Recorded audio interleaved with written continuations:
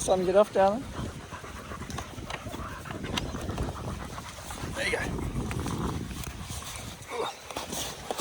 Good girl.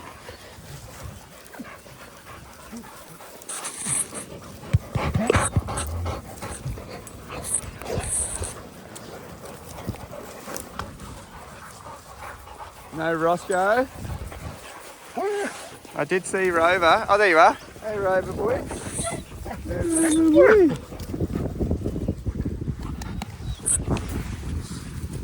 Good girl, Joey. Good girl. Good girl. Yeah, good girl.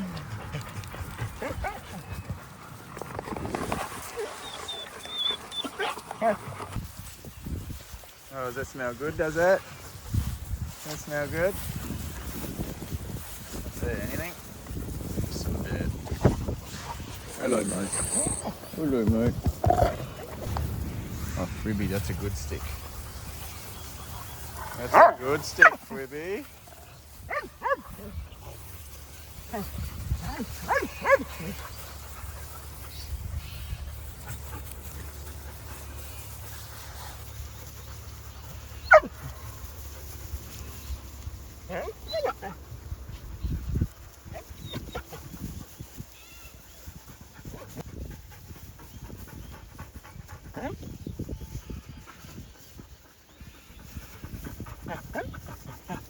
Lulu, that smell good, mate.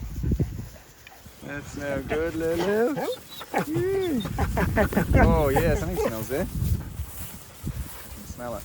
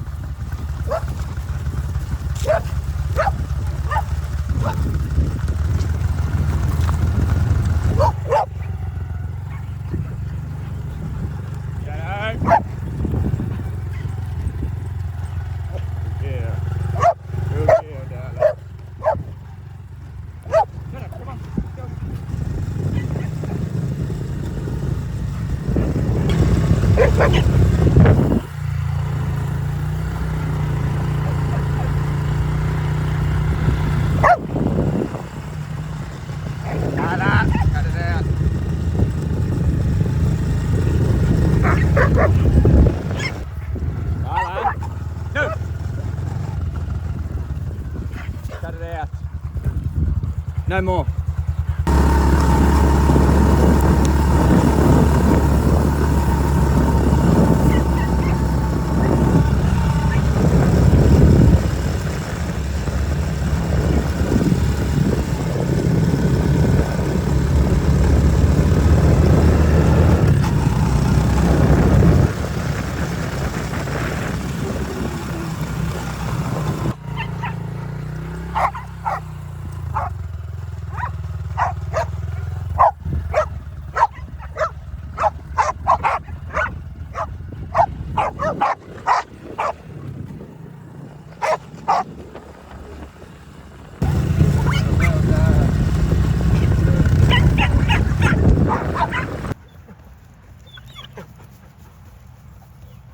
Getting a good scratch in, darling, at your favourite place, next to the motorbike. Don't want to miss it, do you? Can't have me riding off without you being ready. Good girl, Lulu. Good girl, Lulu. Good girl, Lulu. Good girl. Abra, no more. Good girl, Lulu. Good. Good girl.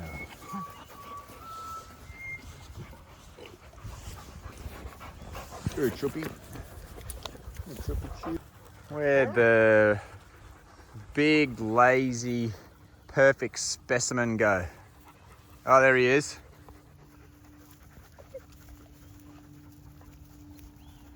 Making his own way down in his own time. Don't want to work up a sweat.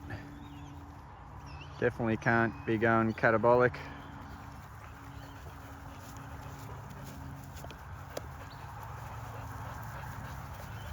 Got to maintain that power.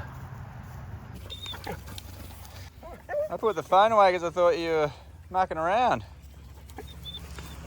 Just hanging out up there, you weren't going to come join us. Wish I got that sprint on as evidence, mate. They're few and far between, aren't they?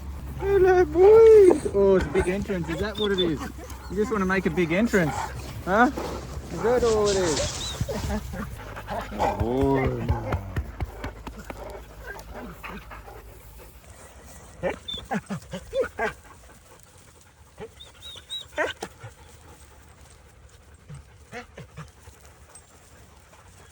What you got there, Fwibby? What you doing? Oh, Fwibby, I saw you. I saw you, cheeky little girl.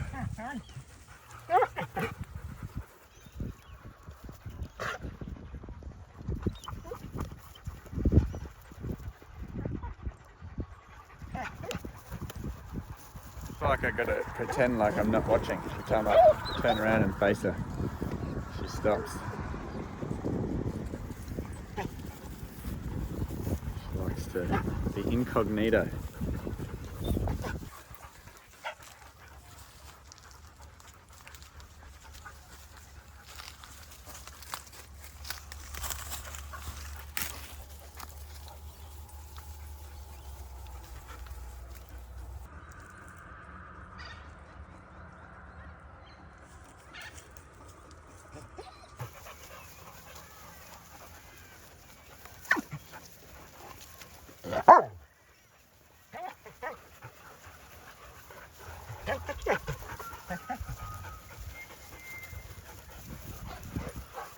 Look at this guy.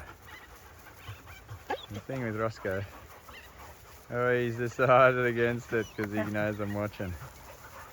He was just going to go shortest possible route, jump the fence, straight up to the couch. It's a couch time, mate. Hey? Couch time, bud.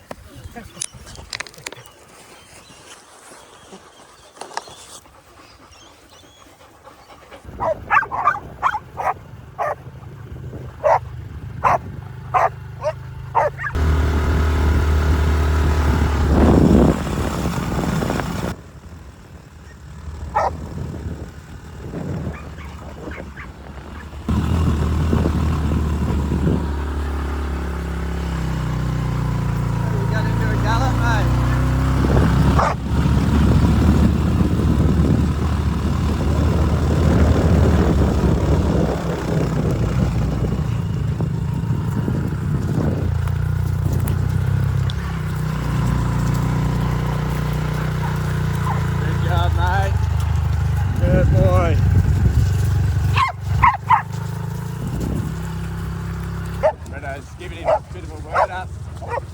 Listen, mate, you better pull your socks up. You're letting the team down. In the Navy, when we were doing suction courses and all that kind of stuff, we call Roscoe bare minimum. That's the bare minimum to get through. Nothing more, nothing less.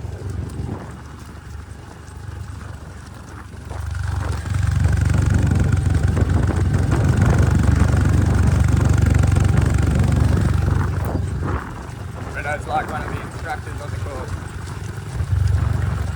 Pick it up, number 5. Dragging the chain.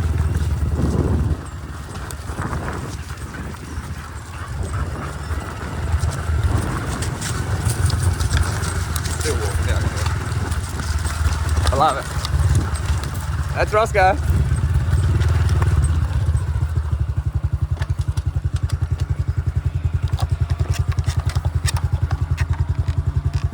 Here we go, look at Rover coming down the hill.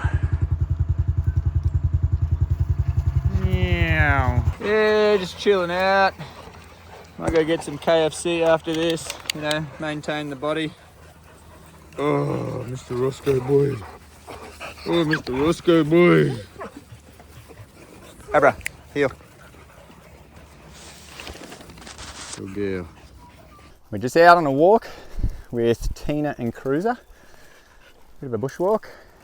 And we've got what we refer to as the Dingo Pack, which is all, hey Shadow, hello. That was a friendly welcome. It's what we refer to as the Dingo Pack, which is all the dogs that Cruiser and Tina get along with during their walks. Now, I did want to talk about two dogs that aren't here. One is Moose and the other is Kyla. So Moose has been formally introduced and he's been out a couple of times and it all went well, but unfortunately Cruiser decided you're no longer welcome in the Dingo Pack, and he started treating Moose the same way that he was treating Tank, which was just relentlessly chasing him down and trying to sink his teeth into him. So pretty normal for a dingo's behaviour. It's not natural to be in a pack this big in the wild, hanging around similar age and similar ranking dogs, so to speak, in such a large pack. So Cruiser's kind of just picking them off as if to say, where do I stand in the pecking order? I think I'm above you, so I'm going to let you know. And that's all that is as far as Cruiser's behaviour is concerned. He did it to Tank, and so Tank and Cruiser are now separate all the time. They're never together. And they are separated. They're separated for Cruiser's safety. You know, dingoes are quite capable at holding their own, but a dingo is no match for a pit bull terrier. On the other side of things, with Moose, obviously the Cruiser's decided I'm going to take Moose on, and you know, Moose is we're separating him for his own safety. Moose isn't a fighter, he's just a big lovable boxer, and we don't want him getting hassled to the point where, you know, he's getting injured and he's not enjoying himself and starts to develop any sort of anxieties or concerns, or worse again, develops aggression towards Cruiser. So we know which way it's headed. It's headed the same way as what Tank and Cruiser, the direction Tank and Cruiser went. So we're just separating them, and it's nice and simple solution. Cruiser's just told us he doesn't want him in the pack anymore, so be it. It's quite a big property, so separating them doesn't mean that they miss out. It just means they're somewhere else. So all the other dogs are either in the house yard, or in the playground while we're out doing this bushwalk.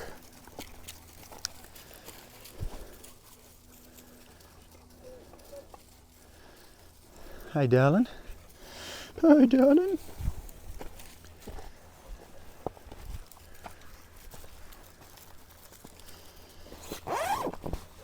It's a little warm today. It was freezing yesterday.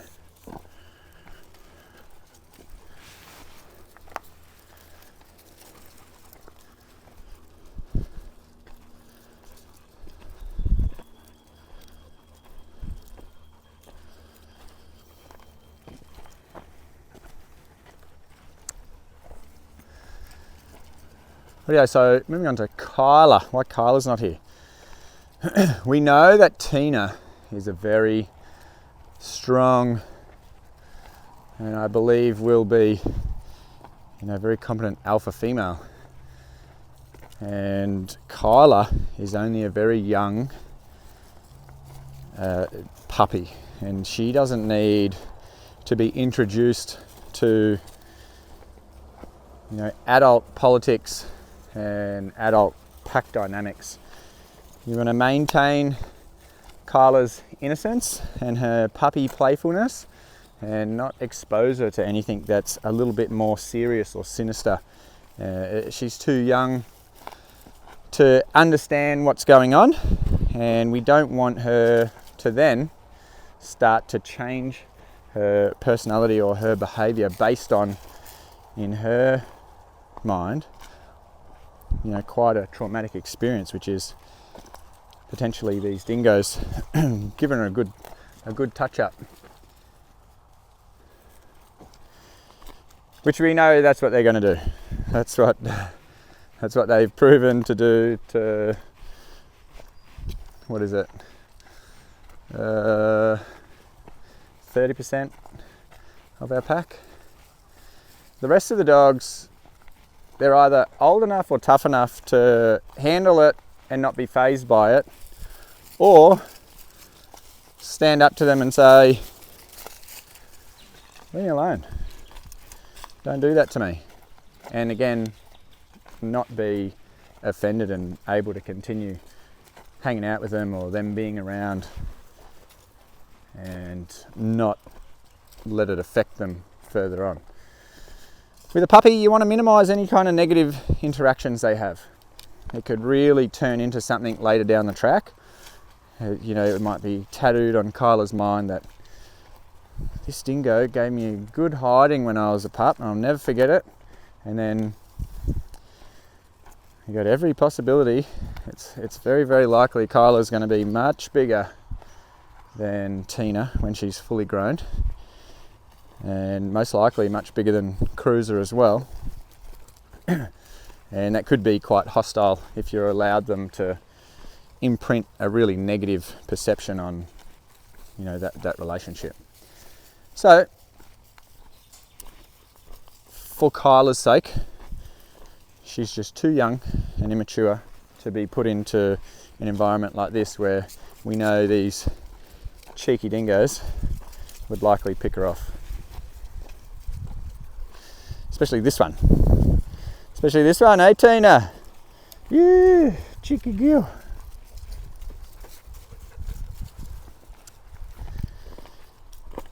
And for those of you that may think that, it's an antisocial or negative behaviour and, needs to be rectified or whatever you might be thinking, I just want to clarify that for a dingo, these are not domestic animals.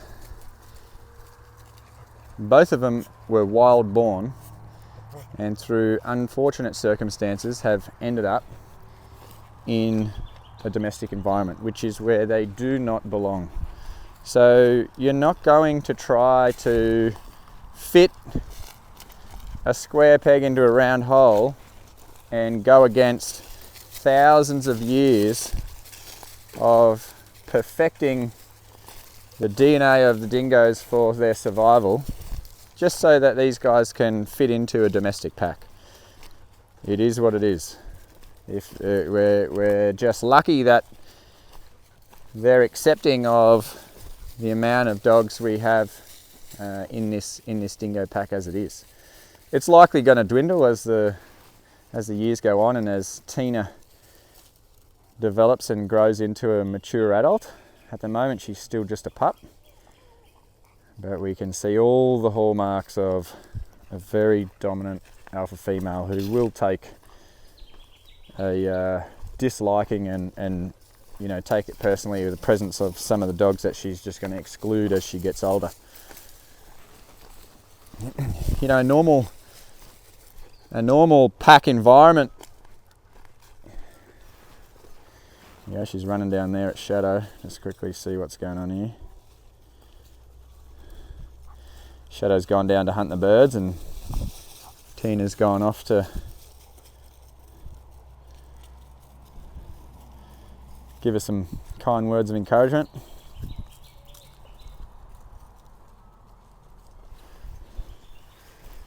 So a normal pack environment in the wild for dingoes is going to be a mating pair and then a few pups. Once those pups get older, Rover! What is he doing? He literally just jumped that fence. You don't get to do that, mate. He ran to the corner and jumped up on the fence and literally was balancing on top of the fence, and I called him and he jumped back. You especially don't get to do that in front of the dingoes. That was cheeky. If she does that, she'll be gone.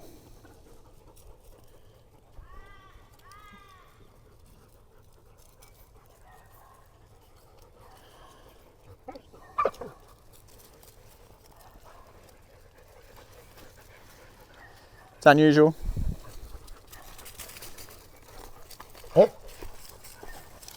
What's that all about? Little dog barking over the road.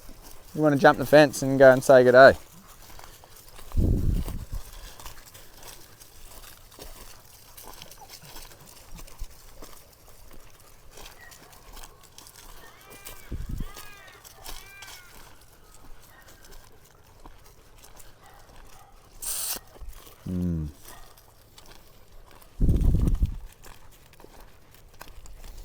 It's not uncommon for Rover to jump the boundary fence. There's been a few times I've been over the road at Jesse's place, giving him a hand with something or borrowing a tool or whatever it is. Next thing you know, Rover's there. G'day guys, what are you doing here? I just come to check on you.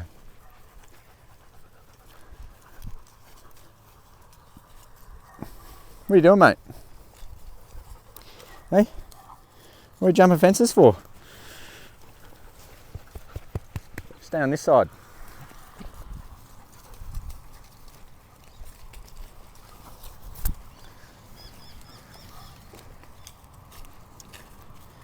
So at the moment we've got Tina's only still a pup as far as her maturity is concerned. She's getting close to full size. She doesn't have much further to go as far as her growth is concerned, but she still has a little bit to go when it comes to maturity and her becoming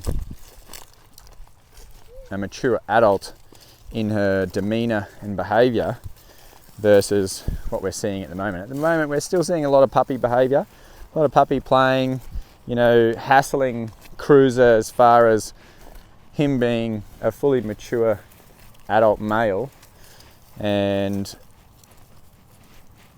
Tina just wanting to play, wanting to run, wanting to, you know, nip and run away and just test out her abilities and skills. And Cruiser does well putting up with those, entertains them for the majority of the time, and then every now and again says, enough of this, leave me alone, and puts her in a place. But that will change, I believe. I think that relationship will develop and, you know, progress a little bit further to where Cruiser ends up falling in line and Tina calls the shots. I think that her personality is a little bit too intense for it to be the other way around. I feel like she's just going to wear him down, especially as an adult. And once she stops being that playful puppy and starts to get that seriousness about her, I think the dynamic might shift. But at the moment, it works. They complement each other. And I think it will still complement each other once that power balance changes or the dynamic shifts. Because Cruiser he's not really an alpha. we've seen what his personality is, where he sort of sits in amongst the pack. He has a lot of respect for the bigger, more powerful dogs in the pack. He doesn't try to challenge them. He wants to win their affection. He displays all the behaviours that you would see in a middle ranking pack member. So when you've got a personality like Tina, she'll naturally outrank him. And I think he's going to be totally fine with that. If Cruiser was a dingo that came in and just saw the power in our pack and decided to go for the top, you got a different situation on your hands. But we don't see that. We always see Cruiser giving the ultimate respect to the bigger dogs, the more capable and higher ranking dogs. And you see him start picking off the low ranking dogs. He's got no time for them. Doesn't want to be associated with them. And that's what we're seeing. That's what we saw with Tank. Unfortunately, you know, Tank just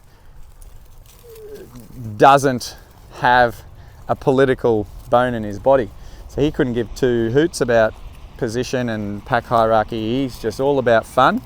And when a dog like Fredo or Roscoe start the growling and don't want him around, he just wants to win him over. Like, why don't you love me? Love me, I love you. Why can't we all just be friends? What's with the growling? What did I do? You know, he's just constantly trying to win it back. He's just such an innocent, happy, playful boy. And you know, unfortunately, Cruiser read into that as if it was a do or die, you know, life-threatening situation. He just saw that the rest of the pack was saying, get away from me, to this subordinate dog. And so Cruiser took it on himself to evict him from the pack. You know, Tank's a pit bull terrier. It's not the wisest of moves, and so therefore that's why Tank is always separated from Cruiser. Now Moose falls into that same category. Moose, he has a little bit more of a political agenda, I'm not going to lie. There are some streaks there of opportunistic, you know, taking a few little jabs here and there at the high ranking dogs like Fredo and Roscoe and even Tilly and that kind of thing, where he just sees an opportunity. He's like, yeah, why not? You know, I'll just let you know I'm here, you know. Quickly about turns and runs the other way, but he still does it. You know, Tank doesn't do that at all. Long story short, in Cruiser's eyes, Moose fits that same middle rank type personality, where Cruiser's saying, hey, if you're not a high rank, I don't want to know you. And if you're a middle rank, it means that you're around my position, so I'm going to let you know that you're below me. And that is just, again, something that if it were a wild situation in a wild pack, you want to prove to the rest of the pack members that you are more valuable than that other middle ranking pack member. And ultimately you're going to hold a little bit more rank within the pack. Little does Cruiser know, this is a domestic environment. You don't have to hunt for your food. It comes to you on a silver platter twice a day, usually in the form of Ziwi peak or salmon or bones or sardines, whatever it may be. Your performance does not matter. You're still going to get fed.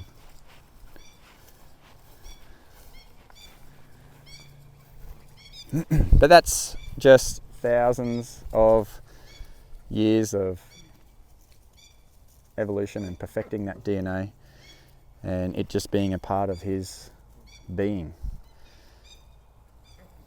If they didn't have it, they likely wouldn't survive in the wild.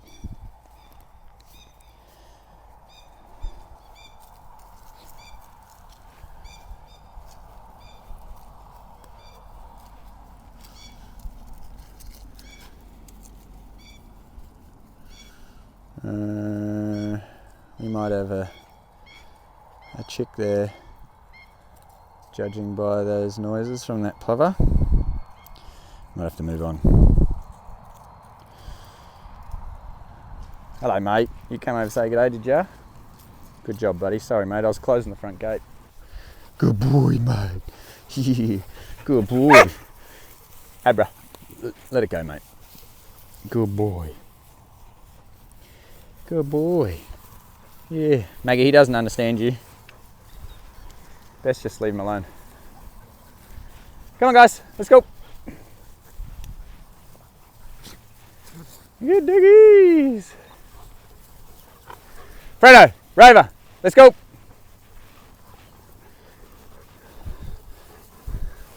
That's the other one, Miss Violet, the deaf one. She'll just realise no one's around and come find us. Good boys. Good boys. Good boys. Good girl, Tina. Oh, sorry, mate. That's what happens when I walk backwards. Sorry, bud.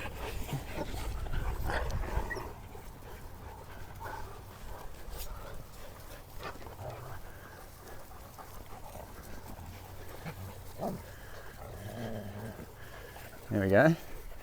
That's that behaviour.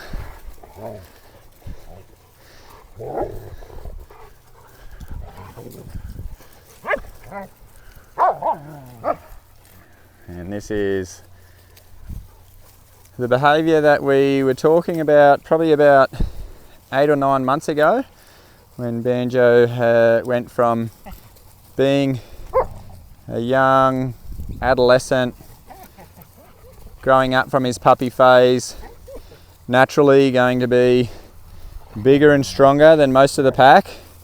And here we've got a few of the other dogs just trying to win him over, trying to maintain their friendship, but he's letting him know, I'm bigger and stronger than you guys now. And this is just part of his natural progression. The interesting thing is that, you know, Banjo, he does have a little bit of a desire to be up in the topper ranks, in the higher ranks, sorry. And I've seen a couple of times where Roscoe went in to give him his standard growl and put the shoulder in front of him, and Banjo all of a sudden opened up to a level Roscoe hasn't seen before. Roscoe turned around to me and looked at me and was like, what just happened? So I think Banjo just became a man. So we'll wait and see how that one progresses. Banjo's still quite young. He's still quite young at the moment, and Roscoe definitely holds a higher rank. But I wouldn't be surprised if Banjo takes that rank off him before Roscoe's past his prime, or he'll just wait till Roscoe starts slowing down. But we'll see. Could start to be a bit of a mutual respect like you see between Fredo and Roscoe.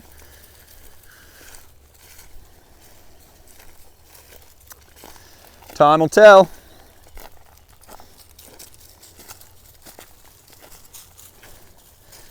Tina, on the other hand, personally, I don't think that this dingo pack is going to last much more past maybe the next 6 months as far as Tina's concerned. She's very strong, but like I said, she's just a pup.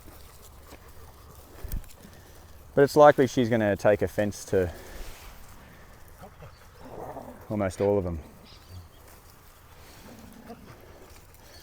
I don't think she'll ever be able to take on or successfully take on Abra, but everyone else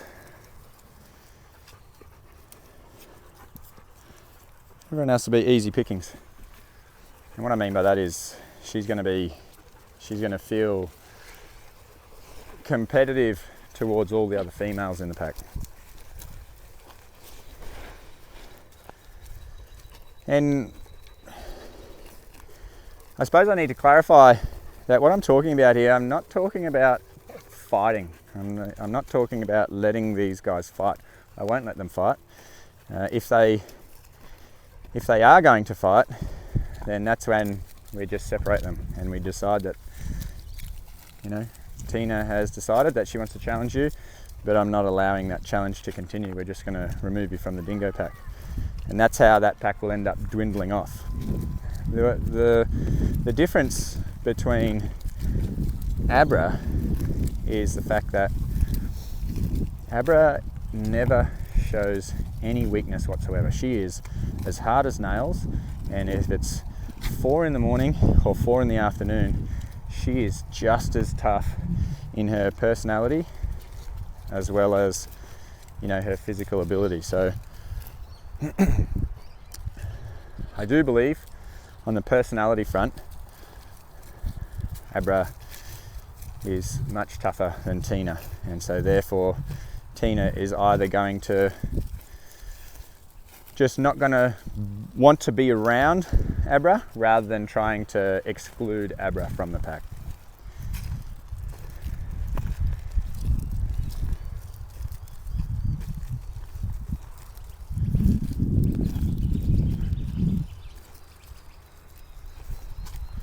See, look what you've done now, Rover. Tina's walking that fence line now, that's not good.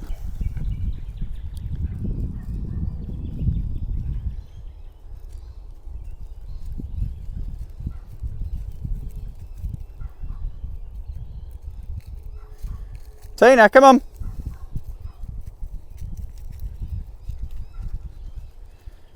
Don't you worry about going up there.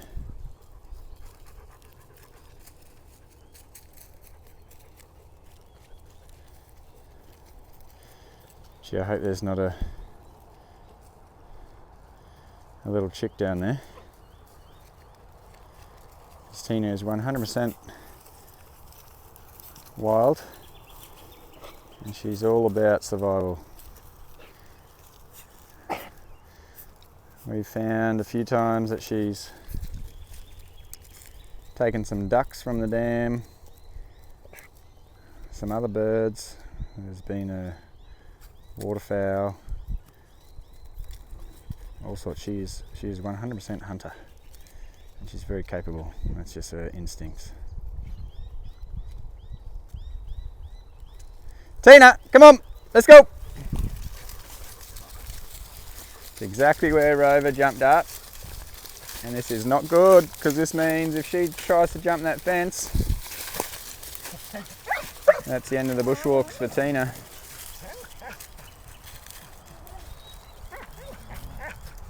Tina, come on!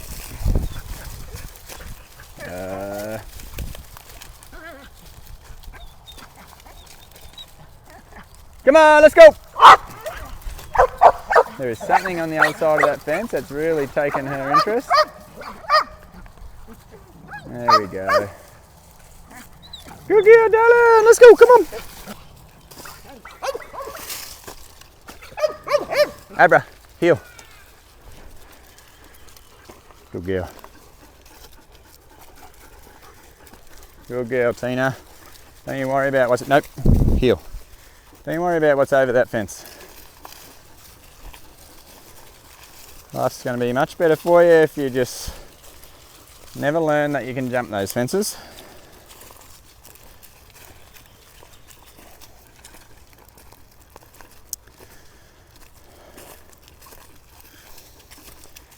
The reality is, it's probably just going to be a lot less expensive for me if she never learns that she can jump those fences, because putting in a return on the entire boundary of this property on these fences, it's going to cost a lot of money and probably going to take a fair chunk of time. So let's just put that one in the back burner for the moment, and fingers crossed she doesn't show an interest like that again.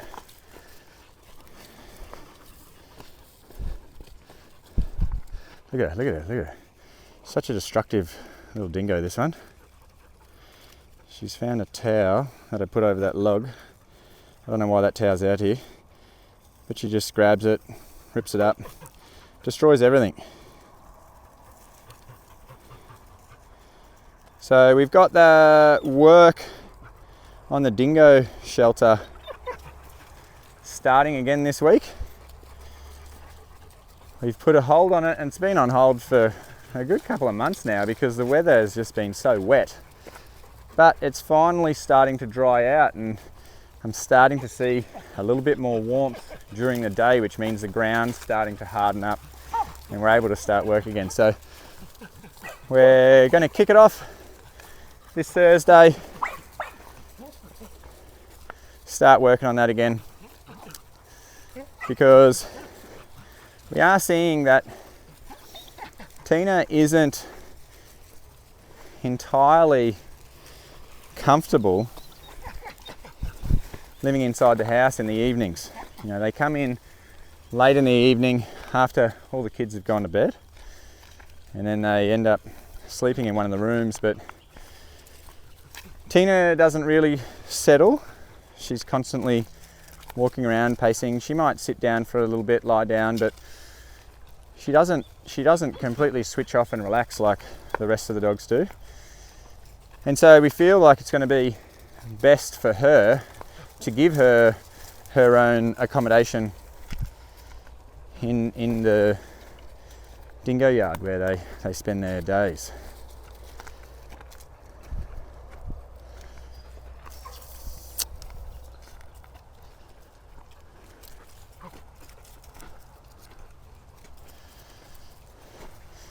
You know, by now we would have expected for that behaviour that we're seeing Tina display in the evenings. We were expecting by now that would dissipate, but it hasn't really changed. She's always been that way. She doesn't like being contained. She's got a real thing about, you know, being restricted or trapped.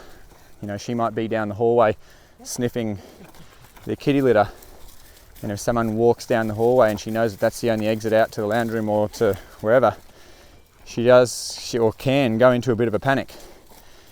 Starts freaking out, looking for a way out, looking for an exit. Same thing going through gates. It's always a big thing.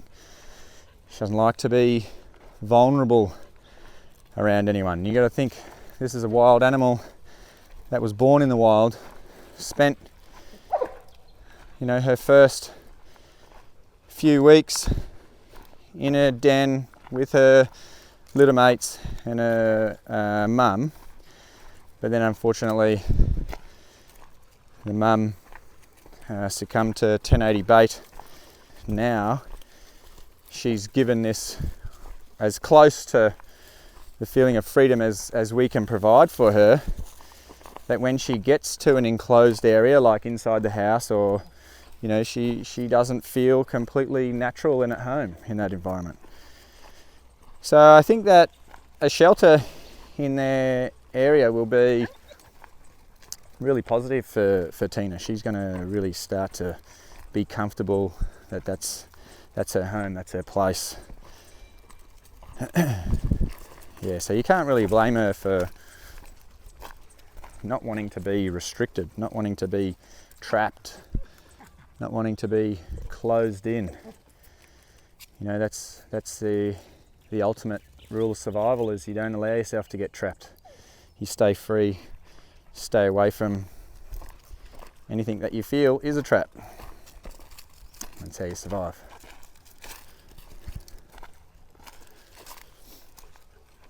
So I'm looking forward to getting back online, get back on the tools, start knocking up some more of this framing for the dingo enclosure. It looks really good in my head, like I can see it. Whether the finished product is going to look like the snapshot I've got in my mind, we'll wait and see, but I'm hopeful.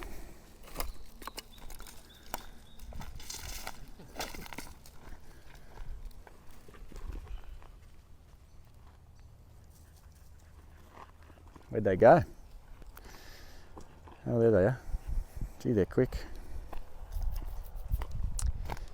They're way off down there.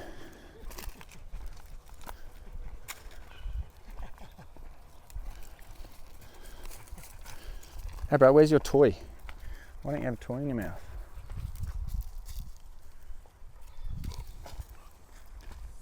It's a hazard to everyone without having a toy in your mouth, Abra.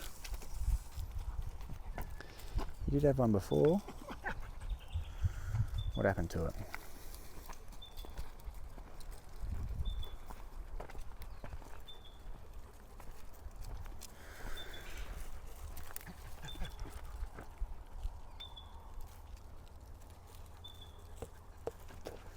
Had some really strong winds over the last couple of days, so there's lots of branches, lots of leaves on the ground.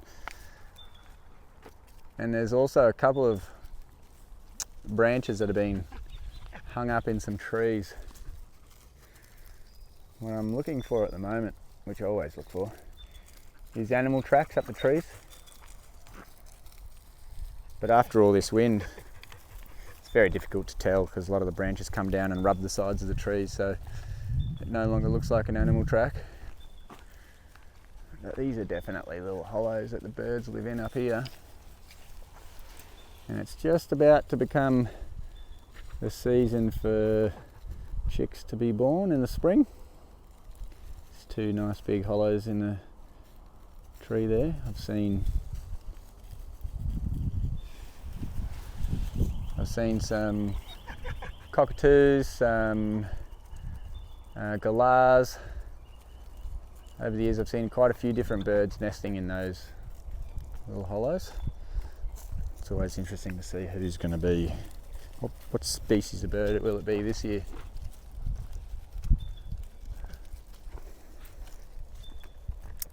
There's also been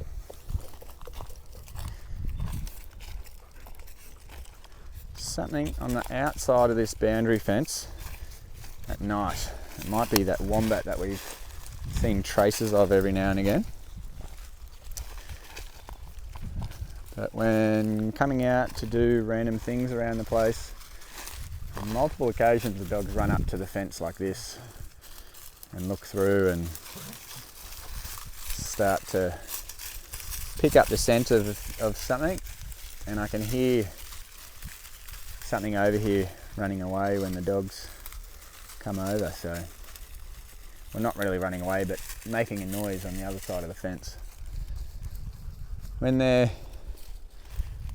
kangaroos, you just hear the hopping, but this is more like a little bit of a scurry and a rustle in the leaf litter and then stop. Which makes me think it's a wombat.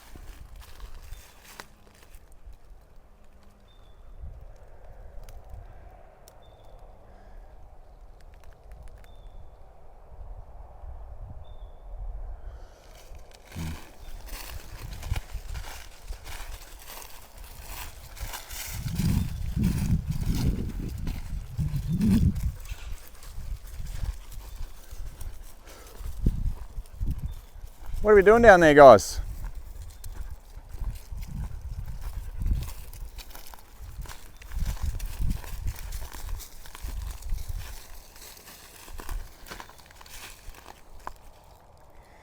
Good girl, darling. Good girl.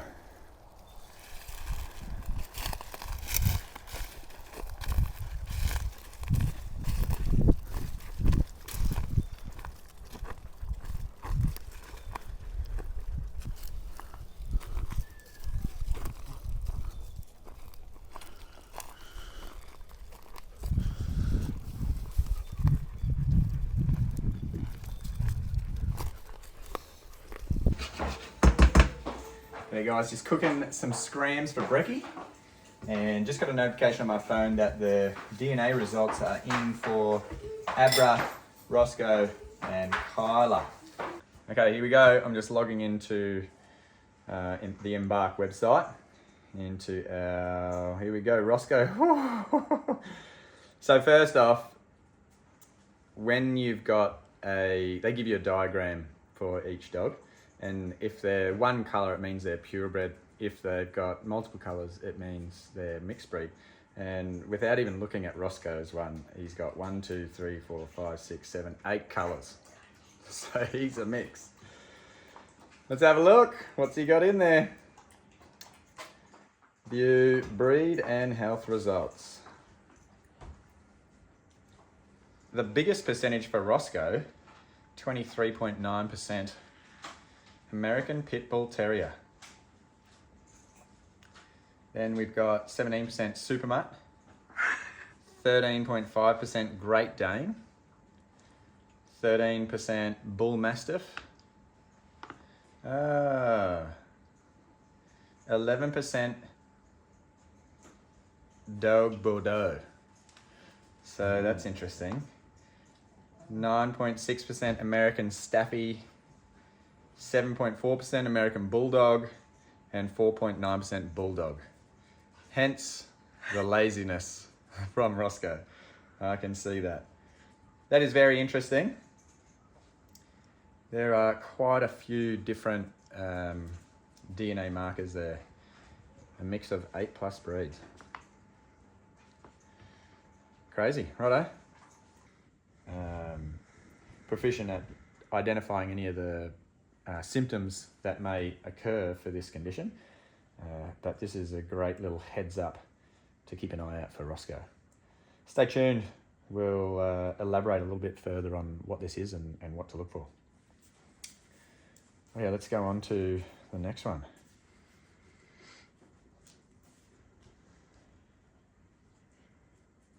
Okay, here we go. Roscoe. Now we've got Abra. Abra's got 3. Abra's got 3. I was expecting 2, but Abra's got 3. So let's see now. 51.4 Belgian Malinois, 36.8 Dutch Shepherd, and 11.8 German Shepherd Dog. So they are very predictable, but the German Shepherd we weren't expecting. Oh yeah, so who's the next one? Kyla. This will be interesting. This will be interesting, this one. I feel personally she's quite big for a normal German Shepherd at this age. Could be a few things. She could be older than what we've been led to believe, or she's got something in there. Oh no, she's a purebred. Yeah, right. Yeah, there we go. Yeah, gee. Oh, that's weird.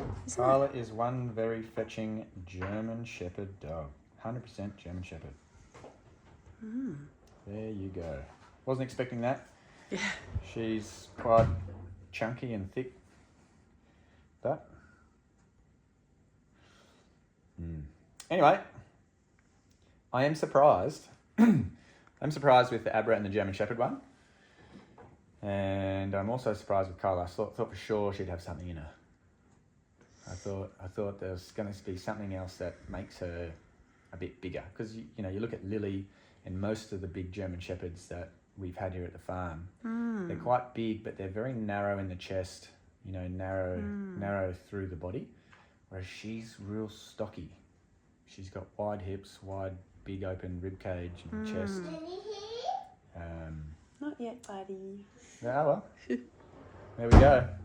It says here, if you go into Super Mutt, while some of the Super Mutt ancestry remains a mystery, as in they don't know it, they don't have it on their database, what these markers are, we identified 3 of the breeds that are likely part of Roscoe's unique Super Mutt heritage: Mastiff and Staffordshire Bull Terrier. So he's mostly pit bull, and then second to that was, what was it? I'll go back into that one. But Great Dane was up there, wasn't it? Great Dane, yeah. That is that to me probably explains a lot of his American Pity was number 1. Number 2 was Super Mutt. Oh, okay. So. And in that they were saying Mastiff and Staffy, but yeah, other stuff they can't explain. They've got Mastiff in as number 4 anyway. Right. Great Dane was number 3. Bull Mastiff number 4. Dog Bordeaux number 5. American Staffy Staffordshire Terrier, and then American Bulldog and Bulldog. Wow. I mean, none of those are surprising, knowing Roscoe. All of those fit into that one complex yeah, personality, if you think about like putting all of those breeds together, it really does make up Roscoe. Yeah. You know, like Great Dane. Goodness, he definitely has Great Dane traits and Mastiff traits, but then also the pity, you know. He's very loving and, you know, and he does soft-natured. have a little, you know, spark in there that goes into high energy and excitement. Yeah. Whereas you don't usually see that from some of those bigger breeds. Whereas The you Mastiff. can see, you can see the laziness from a few of those dogs, like the real couch potato of the Great Danes. Which that just he wanna also chill out. is. Yeah, that's what I mean. He's got that. But then he's also got that real intense, I want to play, I want to run around, which is, you know, the stuffies and the pitties. And so it's interesting. It makes sense.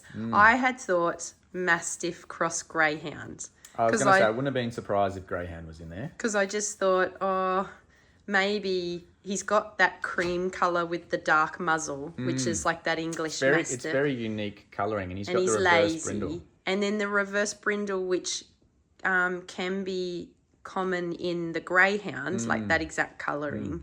And also that would then explain his crazy zoomies and his little bursts of energy, but then he's wants to just sleep the rest of the day. But goodness, that's a big mix. Abra, I probably didn't think there was going to be a third breed just because we were told this and this, but it completely doesn't surprise me. Like PPD hybrids are exactly those three breeds. That's what they use. So there's a very good chance, just purely because she has come from a professional organisation that create PPD, like they could have a very, you know, purposeful breeding program that has those three breeds in that percentage, you know, where they want majority Malinois, they want some of the Dutch, and then a tiny little bit of GSD for stability. Interesting. I do like these tests.